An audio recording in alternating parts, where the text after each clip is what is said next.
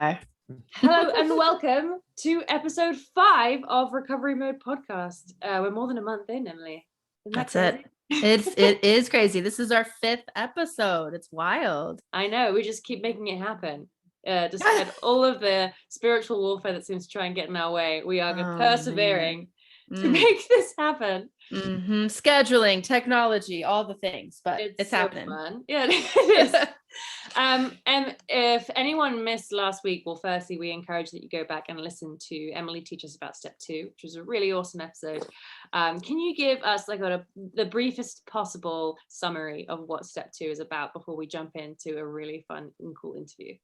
Absolutely. So step 2 is all about identifying who or what is my higher power, and what is in the way of being able to trust in that higher power for strength and the ability to change.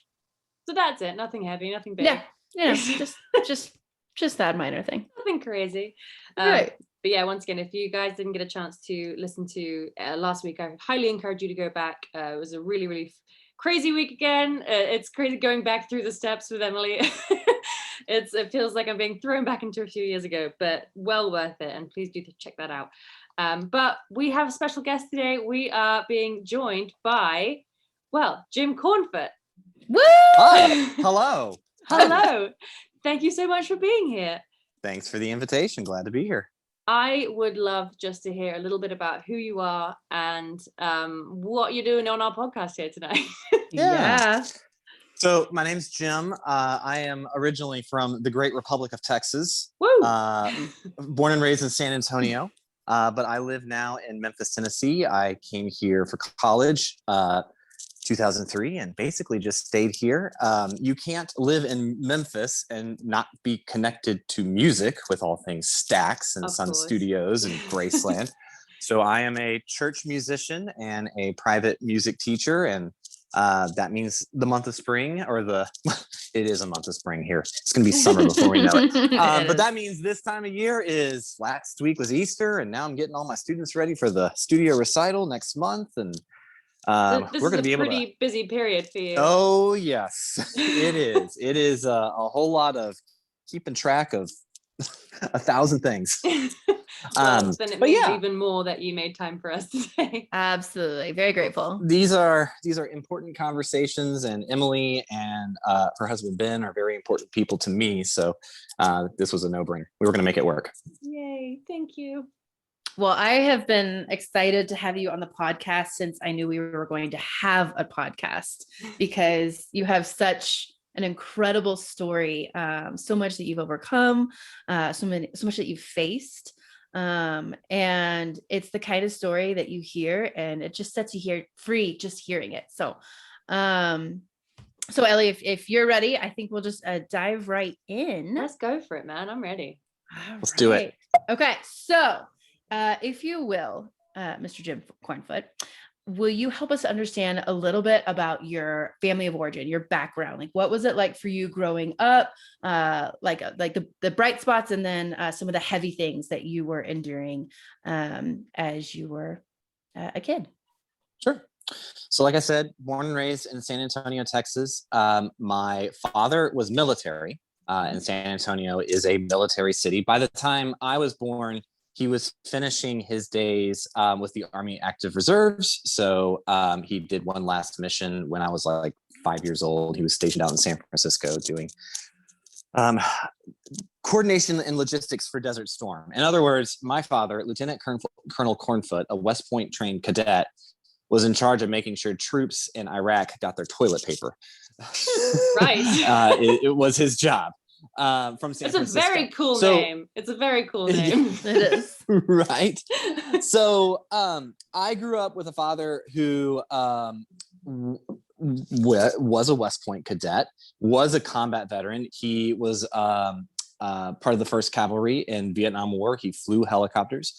Ben has helped me to understand a lot of how that would have affected him as a man, and how that would have impaired him as a father to me and my sister, especially given that he got the Distinguished Flying Cross, which is one of the highest commendations that a soldier can get, which means you don't get a Distinguished Flying Cross unless you almost died in aerial combat. Right. And I don't know many stories, but I know that one. I know how he almost died in a midair collision. Yeah. Wow. So That's a heavy award.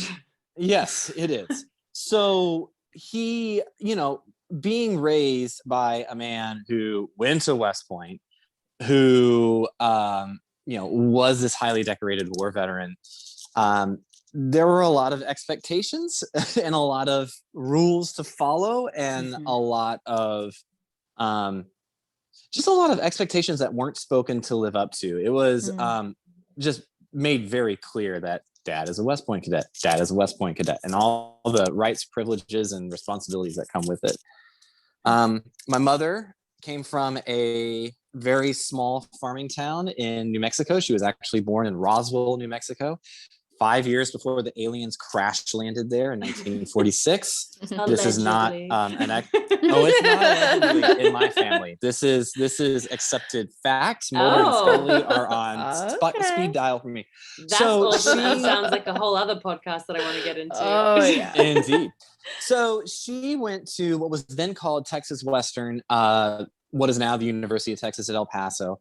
My father was stationed at Fort Bliss. They were arranged on a blind date, and like 3 months later, they were married. Because that's how it worked in the 1960s. Is part of a soldier's coming of age was that it was believed that if you married, you would be an adult just like that. So there was not a lot of time between blind date and September 11th, actually, 1965 was their wedding day.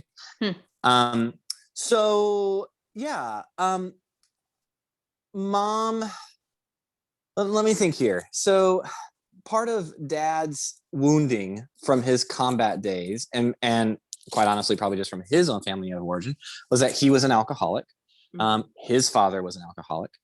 My mother was the supplier of said alcohol. She was, the one more often than not who was going out to buy the alcohol from the grocery store, the Class 6 at Fort Sam Houston in San Antonio.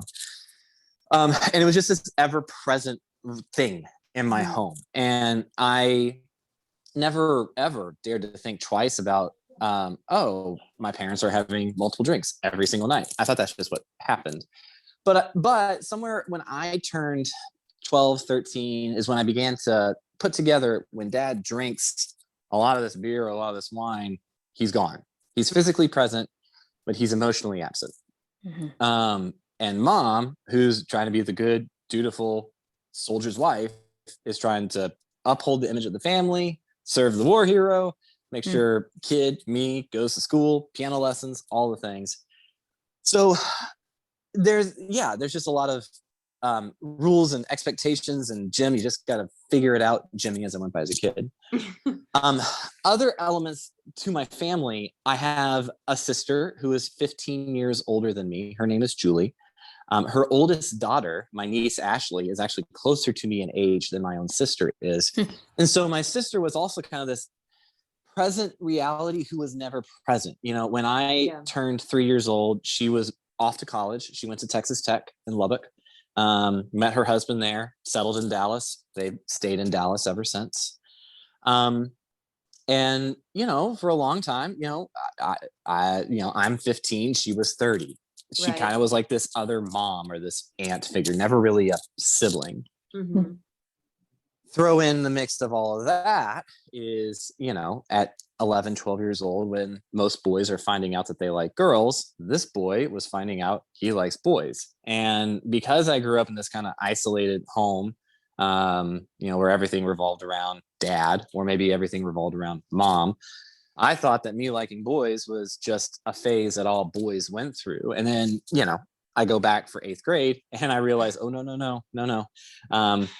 I still like boys, and those boys do not like boys. And I realized real quick, I'm different. I'm a very different kind of different. No one else in the world seems to be like me.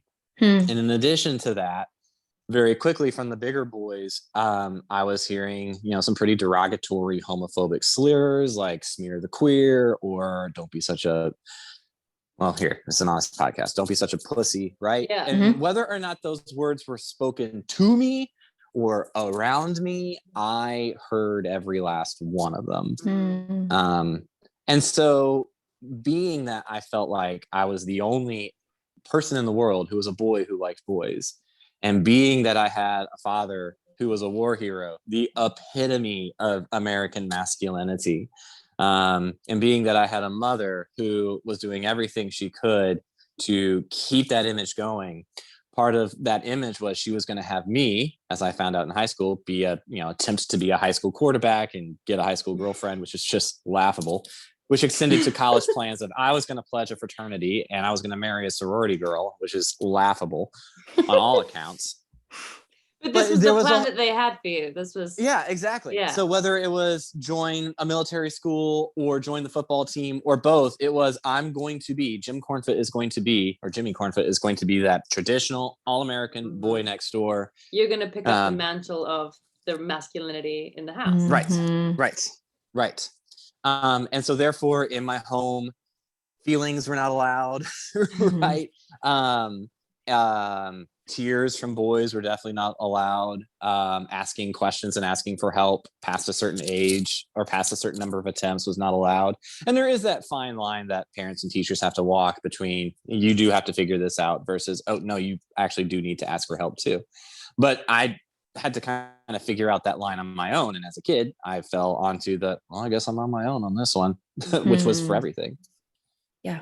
So those are some of the heavier things. But what I remember very fondly was my dad. My family flipped a lot of gender roles, ironically. So dad cared nothing for sports. When it was Saturday afternoon, it was mom who was watching college football and knew all the stats, and my dad saying, this is a waste of time. I don't know why we're doing this. It was my dad who cooked every dinner. We never went out to eat. Dad did all the cooking and cleaning. And mom, she was shuttling me to school, shuttling me to piano lessons. But mom was far more vested in athletics for me than my dad was. Okay. My dad, both my parents in their own ways fostered my love and passion for music. My mom's mom, did for a living exactly what I do. She was a church musician and organist and private piano teacher. And I am a church musician and choir director and a piano teacher. I have the exact same curly hair that my Mima had. It's kind of wild. Love it. Something genetic going on there. Exactly. and my dad, starting around 12, 13 years old, we'd be driving around town, listening to NPR and classical music, running errands, which I do at 35 years old, listening to NPR and all that. And classical music would be playing, and he would say, all right, James Andrew, who do you think wrote this piece of music? I'm like, Dad, I'm 12. I have no idea. And he would say, it's Beethoven. And it's Beethoven because da-da-da-da-da-da. Or it's Mozart. And it's Mozart because da-da-da-da-da. So that when I got to my college level music history courses, and there's what's on the music history exams, what's called a drop the needle test, where in the old days with a vinyl record, the instructor would literally drop a needle on a vinyl record, or, in the early 2000s, just pick a random spot on a CD. And you as a student had to go, who wrote this and how do you know? And I was like, oh my God, my dad has been equipping me with this for the last 8 years of my life. That's fantastic. Every single recital performance I gave, mom and dad, but especially dad, was like front row and center. Dad always had like really good feedback. His critical feedback was right, but never harsh. His positive feedback was few, but right on. As a good Midwestern, he was from Detroit, good Midwestern parent. And mom made sure that I got to every piano lesson, that when I wanted to quit youth choir, she was like, no, get in the car and go. And now I have a master's degree in choral music and have sung in choirs all over the world. Wow. So my family, they, for all their faults and for all their, all the little T and big T traumas that were in my family and in that house, they also gave me a lot of the passions and skills and that I use every day in my job and in my life. I find myself more often than not going, oh my God, I am my mother. It happened. We all go through that moment, I feel like, at some Oh point. yeah, that's creeping up on me. I said something the other day, and I was just like, that was like my dad spoke through me. Yeah. And even Yep. my boyfriend was like, "Oh wow." Oh yeah, that's real. Genetics, what can you do? Mm-mm. Yeah, so what I'm hearing then is, so two things. One, obviously, your family experience was a mixed bag, which is what it is for most of us. We have, either the big T or little T trauma, and then we have all the ways that we're like, thank you, mom and dad, for the things that you did, right? Because it is sometimes, pretty exclusively one or the other, but most of the time, we have to hold the good with the bad. Oh yeah, it's both ends. Mhm. Right, that they were human, right? Mhm. They were doing the best they can with what they knew.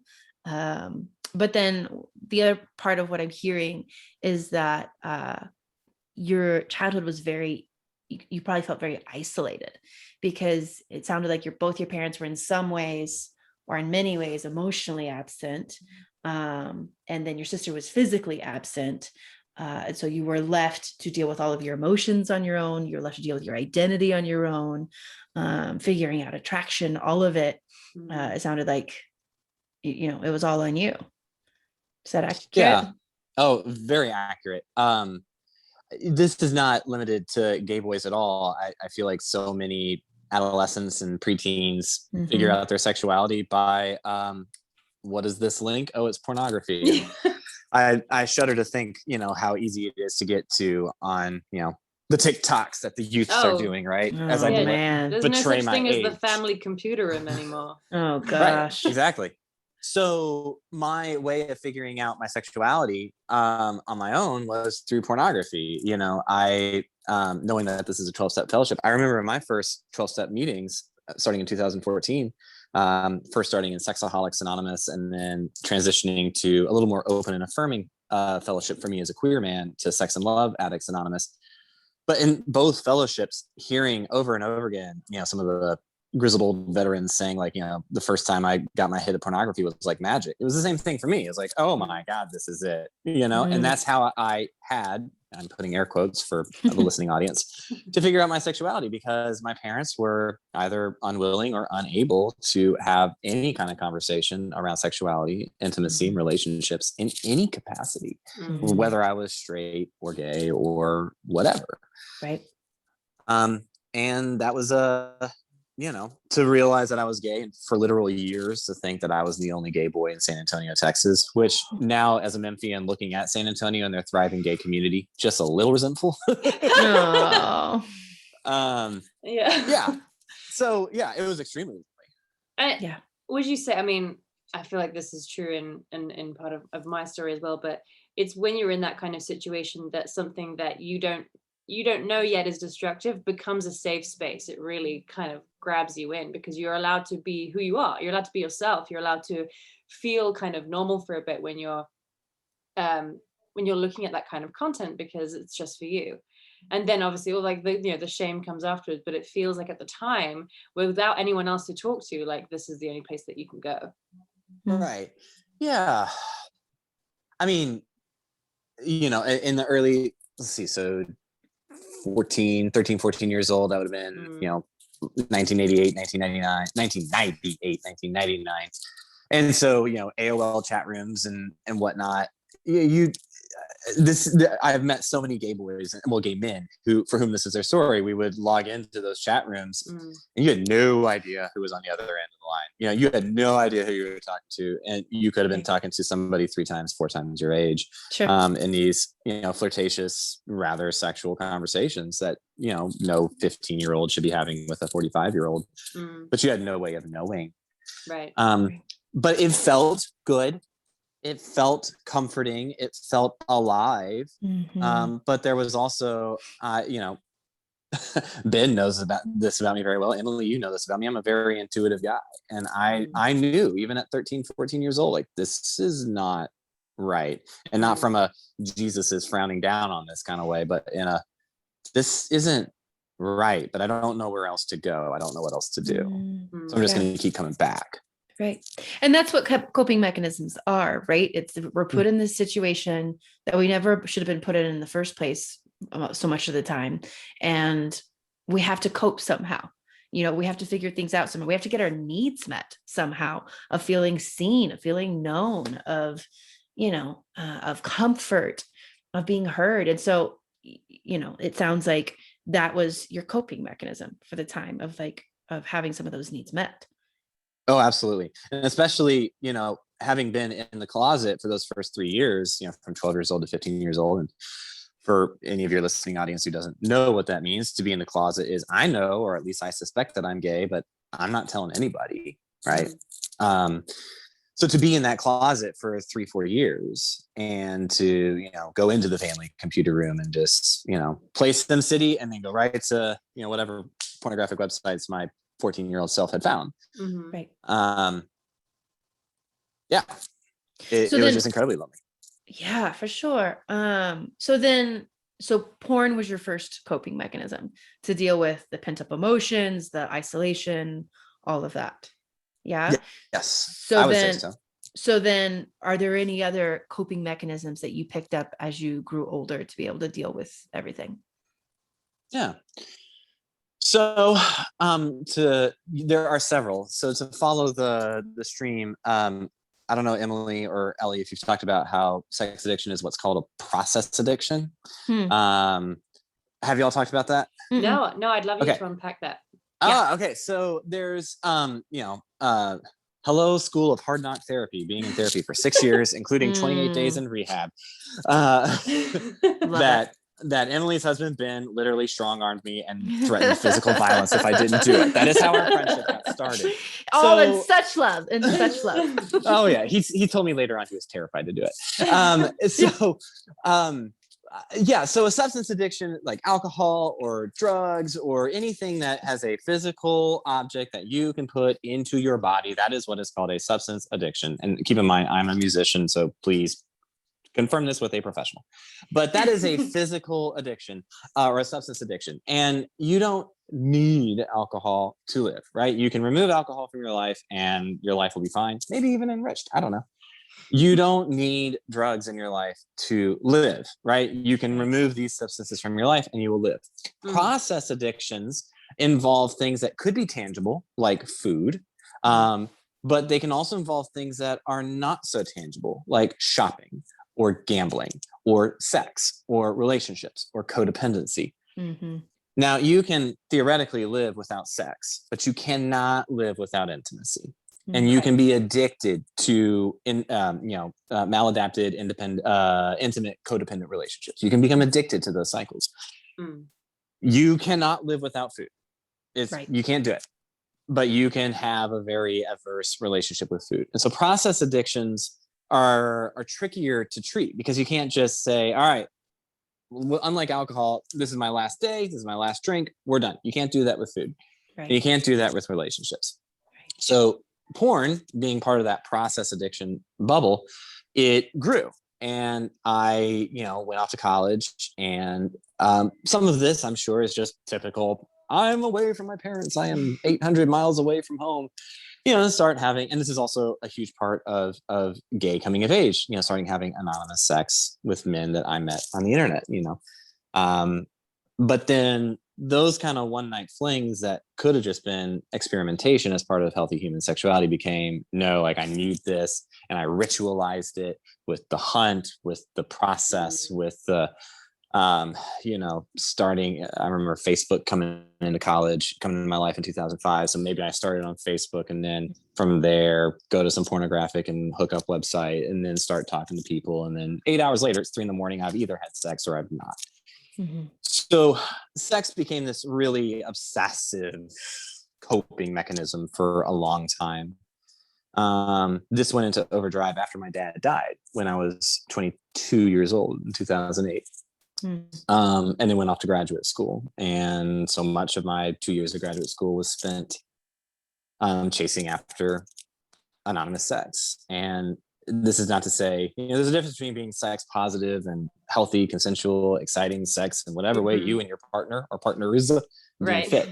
Sure. This was not what this was. This was, I'm going to get what I need. I'm going to get my fix. And then I'm never talking to you ever again.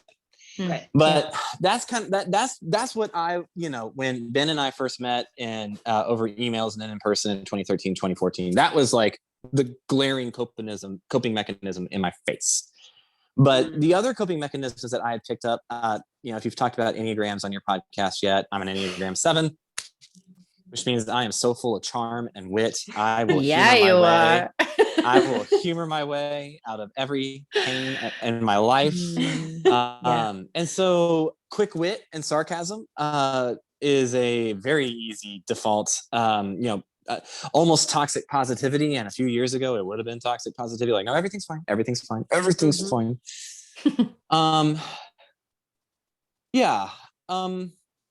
then, as a parallel to sex, just even like codependent relationships with my friends, expecting them to be something far more than can be expected of even a close friendship. So yeah, I think those were kind of my big 3 throughout my late teens and into my 20s was sex and pornography, unhealthy amount of toxic positivity and sarcasm, and codependent relationships with my friends who, I expected them to fix the problems that my sex addiction was causing. Yeah. So then at what point did you realize maybe these coping mechanisms were not serving you and were not what you wanted for your life anymore?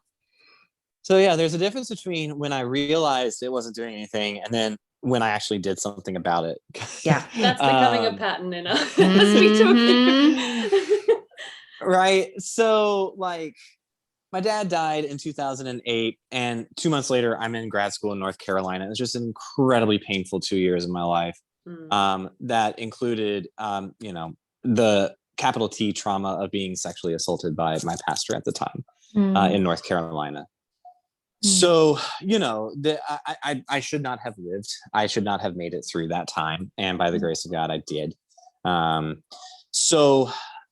I knew when I came back to Memphis in 2010 as this angry, bitter, disenfranchised man, I knew that the way I was using those 3 big coping mechanisms to navigate the world, I knew I wasn't happy with it, but I didn't know there could be any other way.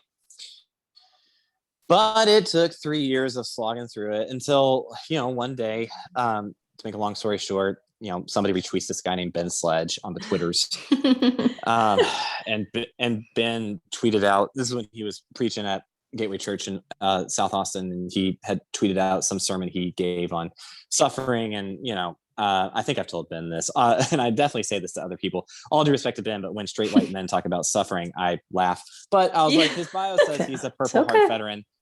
His bio says he's a Purple Heart veteran. He probably therefore knows at least one thing about suffering. And I listened to his story and I listened to his podcast and I was like, oh my God, like this is an honest man who's honest about not just his war stories, which is what I wish my dad could have been, but he's honest about what happened when he came home. The good, the bad, and the ugly. So I wrote him like this 2-page long email of like, bleh, this was fall of 2013. Here's my life is a wreck. Here are my feelings. Here's everything. And Ben, I expected from Ben, this is what I expected. I expected the 2-sentence reply of, man, thank you so much for your vulnerability. I'm praying for you. If you need anything, give me a email anytime. And that's not what I got. What I got a couple of days later was his own 2 to 3 page email because it's Ben. What, Ben be wordy? Never. Never. I was like, I have met my counterpart. So then I started this long email interchange. I would email about maybe once every 3 or 4 weeks of just like where I was. This was fall of 2013. By January of 2014, my life was not getting better. Shocker that Ben could not fix these problems. And Ben just said, look, listen, I think you need something beyond these emails. I don't know what it is. Here's some options. And I was like, man, dang it. You're right. So in January, you're right. Yeah. And I didn't even know how right he was. So in January 2014, I realized, okay, I guess I better do something. So I started going to my first therapist who had certification dealing with sex addiction and had a good reputation for working with men wrestling through sex addiction and intimacy. He had a professional career that spanned longer than my life at the time. So that was it. It was just, finally getting honest with Ben and him saying to me after several months of emailing, yo, listen, these are serious problems that require serious work and solutions, and you have to go do them. And so I started taking that step. Yeah. So then you got into therapy and you started digging into all of that. At what point did you step into recovery? Yeah. Okay. So I once heard in a 12-step meeting, I don't remember what flavor of 12-step it was, but it was a 12-step meeting, that sobriety. Yeah, yeah, exactly. Sobriety is stopping something. Recovery is starting something new. And I have always loved the simplicity of that wisdom. Yeah, that's cool. I've not heard that before. That is good. Yeah, sobriety is stopping something, but that's not necessarily recovery. Recovery is starting something new. So Emily, the answer to that question is a little complicated, but I think to kind of streamline the narrative here, within 5 minutes of my first session with Dr. Ted, that was his name, I'm telling him, he's taking my intake, getting my family history, what's bringing me in. Within 5 minutes, he says, well, Jim, I think you're a sexaholic. To which I said, well, I think you're full of baloney. But this is a podcast with good, mild-mannered people, so I'm not going to say the word that I actually use. I feel like I could guess it. I feel like I could guess you said it. Starts with the letter B. And so he made a recommendation that there was a fellowship in town called Sexaholics Anonymous, and I should check it out. And I said, file that for never. And like, I think I was going every week at that point in January, February of 2014. And, after about 4 or 5 sessions, he's like, so have you gone? I was like, no. He's like, why? Nah. So it was Super Bowl Sunday of 2014, where like, I'm gay and I'm watching the Super Bowl. That's how desperate I was for anything to not deal with this problem. To not go to therapy. Right, exactly. And so like the halftime Amazing. show came in with, and whatever 5 people I was watching the halftime show with, they all left. And I was like, I don't want to watch football. I don't care. I was like, but there's a 12-step meeting at 8 p.m. on Super Bowl Sunday that apparently is supposed to be the one I'm going to. So on Super Bowl Sunday of 2014, I went to my first 12-step meeting, Sexaholics Anonymous. There was only 3 other guys there. They did the traditional newcomers meeting. They all told their story. And the only real difference between their story and mine was that they were straight and I was gay. But if you replaced the gender of their affections, it would have been the exact same story. I was like, oh no, damn it. I forgot it.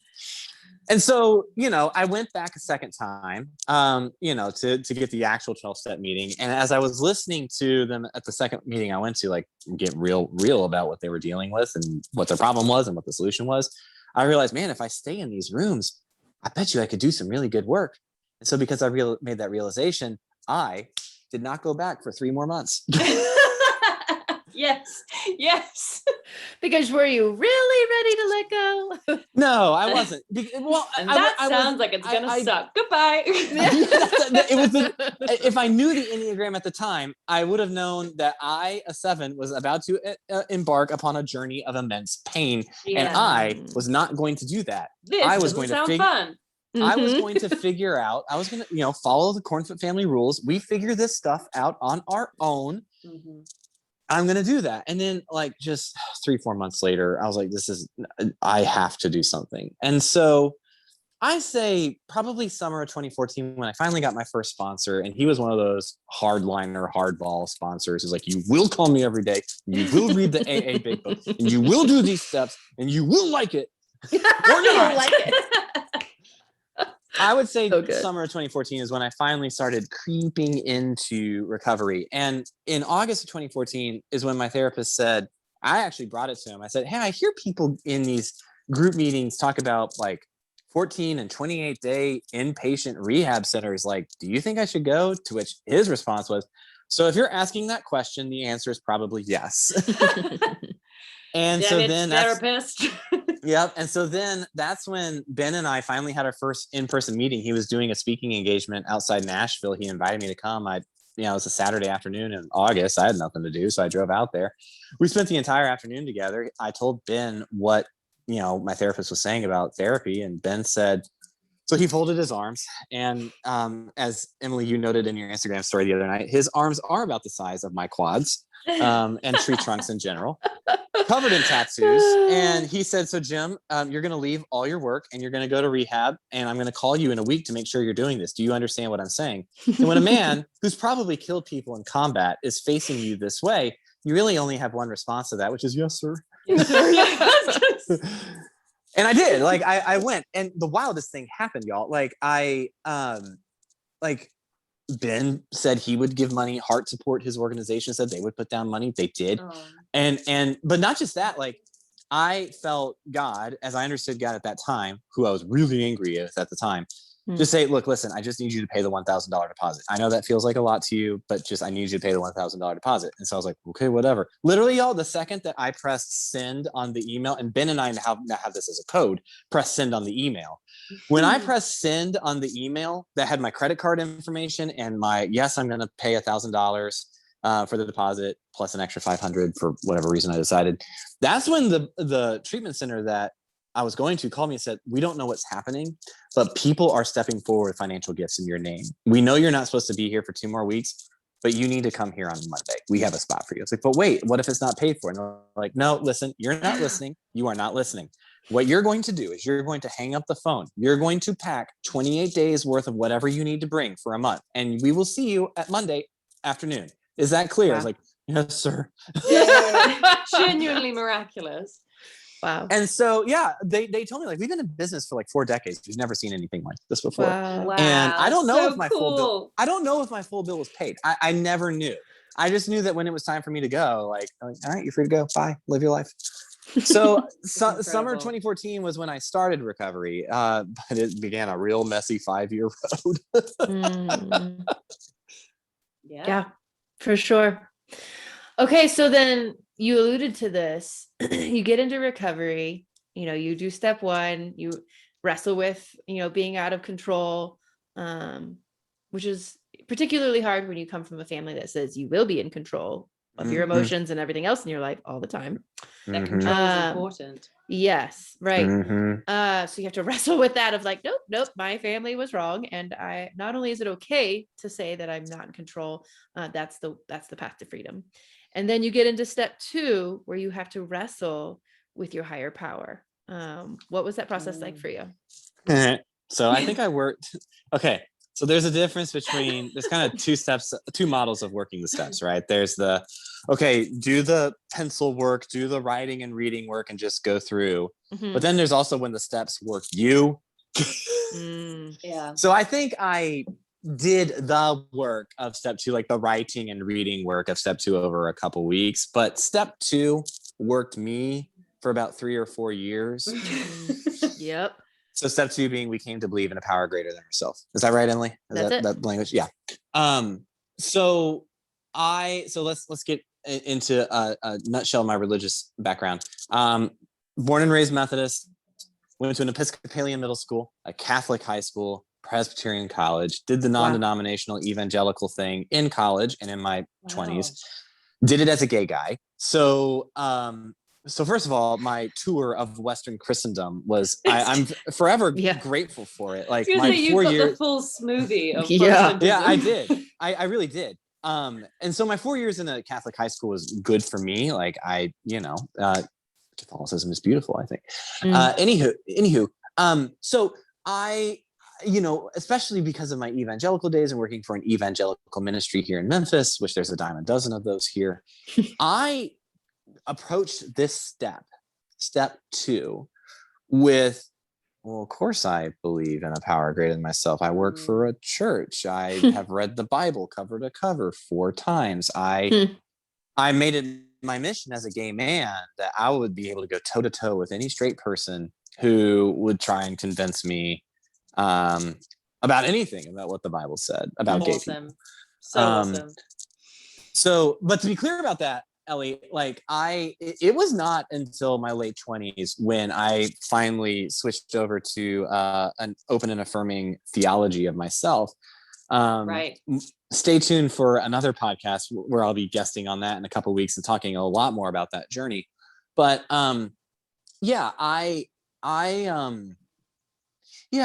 step 2 was really hard. It really, like, uncovered so much anger towards God. And you hear a lot now, and the podcast that I'm going on to is all about deconstruction. And what I was doing through step 2 was deconstruction and everything but name. Like, we weren't calling it then. But in step 2 of coming to believe in a power greater than myself, there was a member who had 5 or 6 years of sobriety under his belt, seeing me like try and jump through all the hula hoops of religiosity and trying to justify what it was that I believe and that I don't need to change it. And this guy, man, he like, parking lot time is where the real meetings happen, I feel like. And this guy just pulled me out the side in the parking lot and said, "Look, Jim, we're not trying to change what you believe. What we're actually doing is trying to get you to see if you really believe what you say you believe." And I was like, you know what? I can't even talk to you. That statement was so true for me. And it was the beginning of my actual work on step 2, was coming to realize that everything I claimed to believe about Christianity was really just knowledge. And knowledge is beautiful. I'm a teacher. I was on faculty of my alma mater for 6 years. I think knowledge and scholarly research, including in the field of theology and religious studies, is a beautiful and noble endeavor. And it is also not necessarily faith.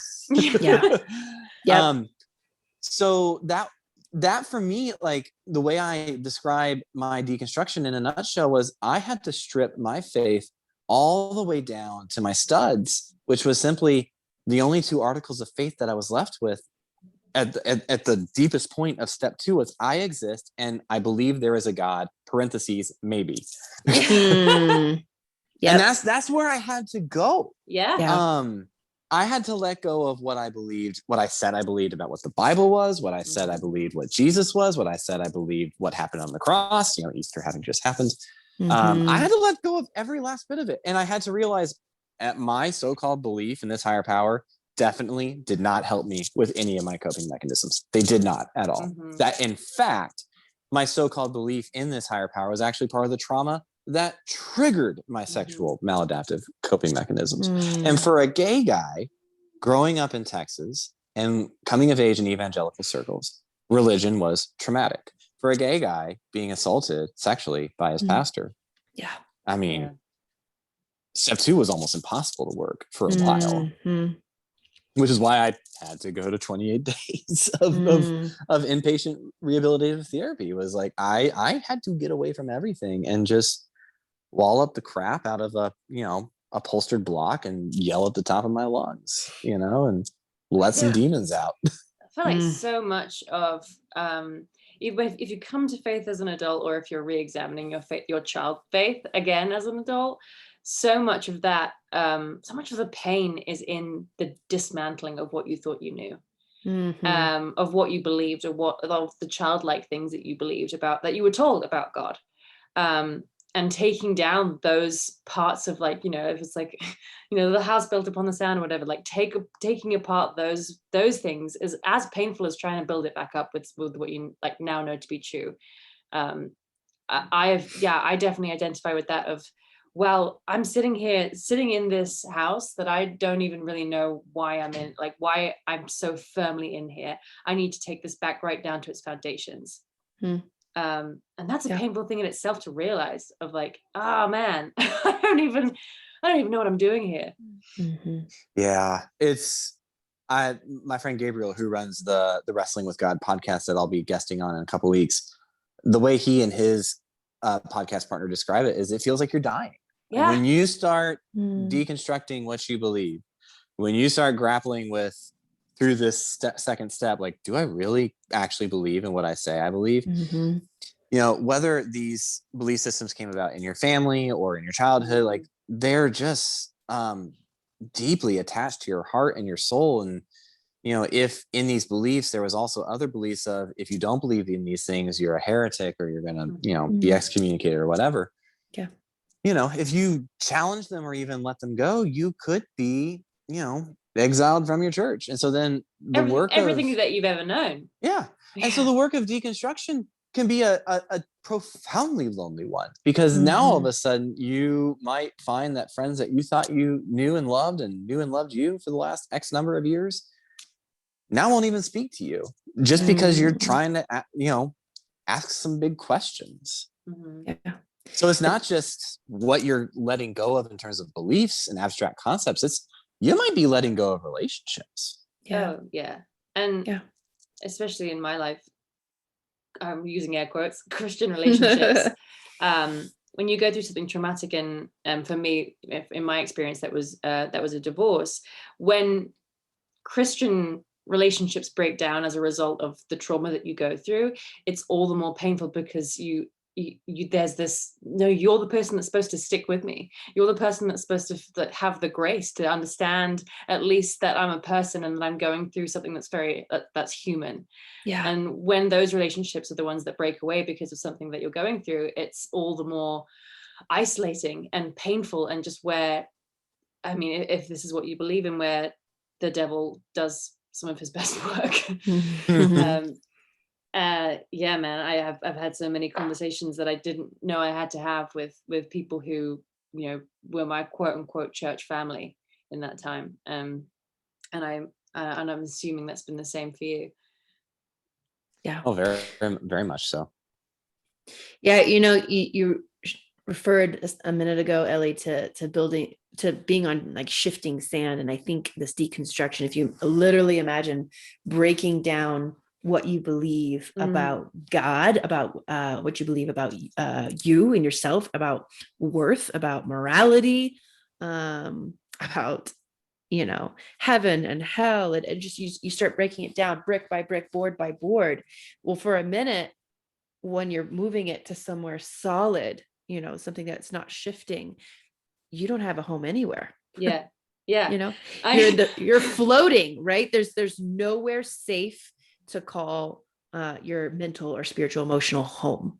I always used to describe it to friends of mine that, like, being a Christian, or like what my faith is in God and Jesus, and what I believe, isn't a piece of the puzzle that makes up me. It's the table that the puzzle's on. Yeah. And so if I don't have the table, then the puzzle is all over the place. And that was like before my boyfriend became a Christian. That was the thing that he was like, oh, okay, that makes more sense. But I was like, it's not just a little piece of me, it's a piece that defines the rest of me. And I think that as you continue to, and I know it's an ongoing process, as you continue to wrestle with step 2, which I think if you have a relationship with a higher power, that is something that's a lifelong kind of journey, right? It's a conversation, it's a relationship that goes on forever. But as it continues, it becomes more and more foundational to like, it becomes a support of who you are as a person, who you want to be in the world, how you want to act, what you want to do with your life. It becomes the table that the puzzle's on, right? It might start as a piece and then it becomes the table. Yeah, for sure. Well, so I was going to say, Jim, what would you say to other people who are angry at God, or even the idea of God makes them angry? Yeah. I would say that those people would have a lot of kinship with figures like Job out of the Bible.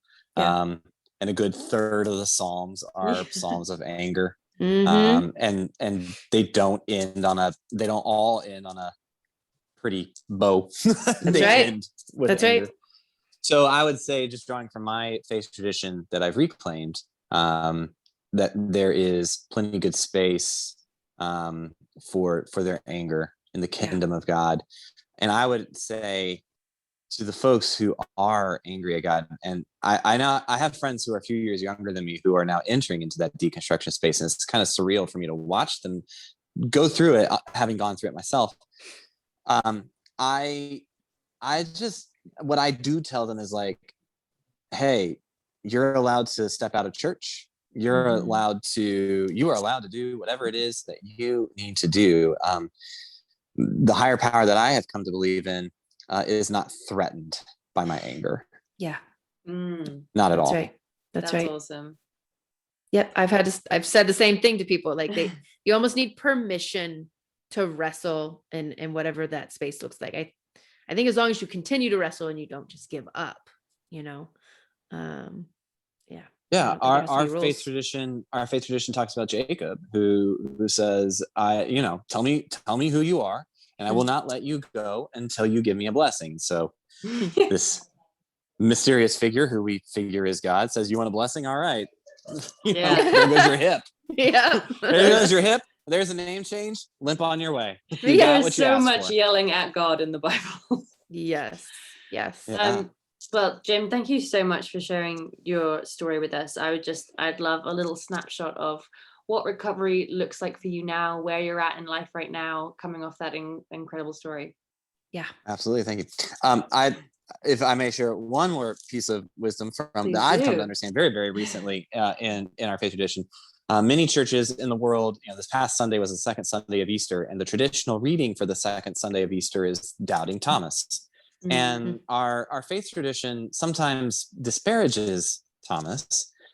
I was telling Ben the other day, like, of all the people in the Bible I relate to more than anybody else, it is Thomas. Like, I am Thomas. I am the one who says, yeah, no, Jesus, look, listen, the story is great. Just let me see the ones. I want to see them. And as I was thinking about that story this year, what struck me about the story this year is that Jesus directly confronts Thomas and says, here, put your hands in my wounds. And who do you ask? Who are you willing to allow them to touch your wounds? Only the people that you love and trust at a terribly intimate level, right? And so Jesus is saying to Thomas, like, your doubts do not frighten me. They do not make me insecure. They do not do anything. In fact, I am invited, they invite me to show you a different kind of love. And as been reminded me, the church tradition of Thomas is, second to Paul, he went on to plant more churches and create more disciples than any other of the 12. Yeah. It's so good. That's awesome, dude. Thank you so much. It's been an absolute pleasure getting to chat with you tonight. Thank you. Appreciate y'all. All right.